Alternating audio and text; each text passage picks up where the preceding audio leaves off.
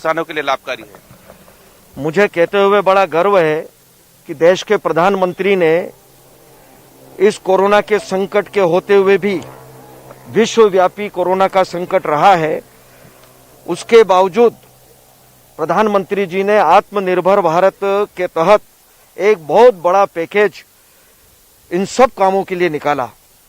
पूरे देश की जनता उनके लिए वास्तव में जितना धन्यवाद दे उतना कम है। इस बड़े संकट के बावजूद भी उन्होंने आत्मनिर्भर भारत बने, इसके लिए उन्होंने किसानों का पूरा ध्यान रखा। और आज उसी कड़ी में छठी किस्त, आज किसानों के 7वीं किस्त आज किसानों के खाते में आज डालेंगे।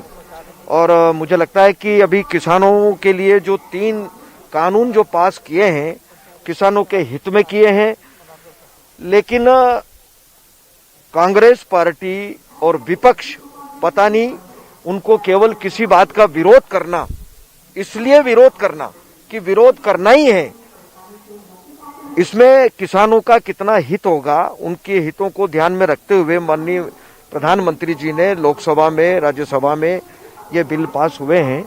और निश्चित रूप से मुझे लगता है कि किसानों के हित में निर्णय लिया है। मंदसौर जिले में भी लगभग 2,02,000 किसान इस योजना से लाभान्वित हो रहे हैं।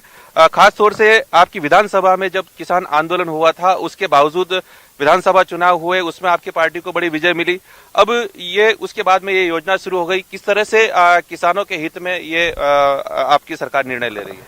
खासतौर से मध्य प्रदेश सरकार ने भी 4,000 रुपए सालाना ऐड किए। एक तो ये कहना बिल्कुल गलत है कि यहाँ पर किसान आंदोलन था। वो किसान आंदोलन नहीं था, वो कांग्रेस का षड्यंत्र था और उसका जवाब जनता ने चुनाव के दौरान दे दिया। अब इसको तो कहने की आवश्यकता नहीं है। और जिन लोगों ने ये षड्यंत्र किया था वो भी अब किस स्थान पर बैठे हैं, ये जनता ने परिणाम दे दिया है। इसलिए वो कोई आंदोलन किसान का नहीं था, वो एक षड्यंत्र था और उसका पूरा पटाक्षेप हो चुका है। अब 4,000 रुपए आपकी सरकार भी किसानों को दे रही है। 6,000 रुपए केंद्र सरकार देती है, 4,000 रुपए शिवराज सिंह चौहान जी की सरकार, आपकी सरकार ने देने की घोषणा की। आप भी उस सरकार के वित्त मंत्री हैं। बिल्कुल, प्रधानमंत्री जी की तो हम जितनी तारीफ करें उतना कम है कि उन्होंने 6,000 रुपये किसानों के खाते में डालने का निर्णय लिया। और उसी कड़ी को आगे बढ़ाते हुए मध्य प्रदेश के यशस्वी मुख्यमंत्री शिवराज सिंह जी चौहान ने भी 4,000 रुपये किसान के खाते में डालने का निर्णय लिया है। यह बहुत ही सराहनीय निर्णय है, ये किसानों के हित में है। और मध्य प्रदेश सरकार ने बहुत सारे काम किसानों के हित में, मजदूरों के हित में, गरीबों के हित में किए हैं। प्रशांत जी, अगर स्टूडियो से कोई सवाल हो? बिल्कुल बिल्कुल, महत्वपूर्ण बात यहाँ पर जगदीश देवड़ा जी कह रहे हैं और कि जाहिर सी बात है कि न केवल किसान सम्मान निधि बल्कि राज्य की तरफ से भी जो निधि दी जा रही है उससे काफी फायदा किसानों को हो रहा है।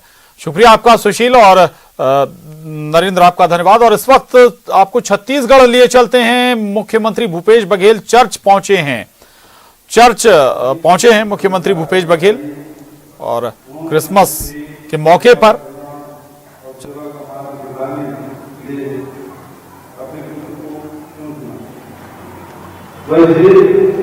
जानते हैं कि इन दोनों महीना मानव जाति का कल्याण हो ही सकता, उसकी रक्षा हो नहीं सकती।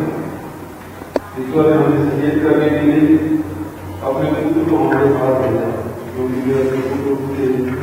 इतना प्रेम करते हैं उतना हम सबसे प्रेम करते हैं। उनके लिए हम सब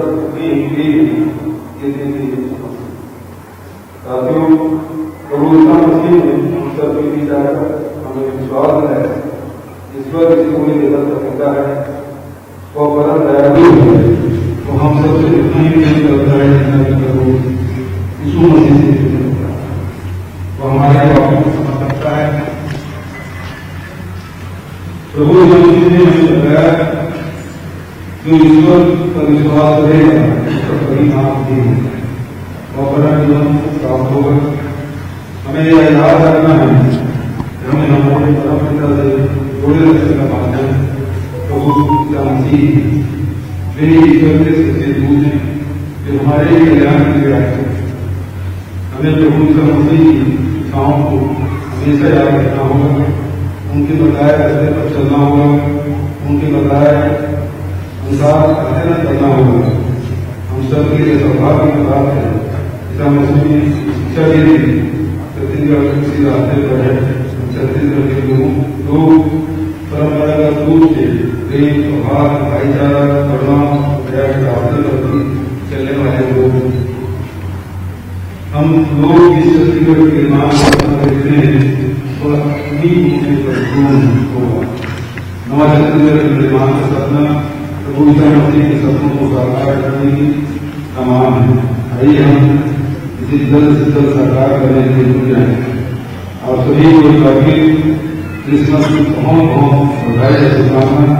जय जवाहर, जय छत्तीसगढ़, जय हिंद।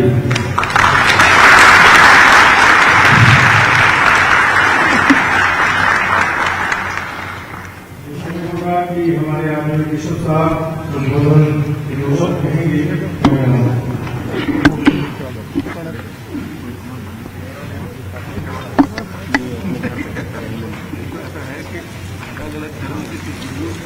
मैं धन्यवाद देता हूँ हमारे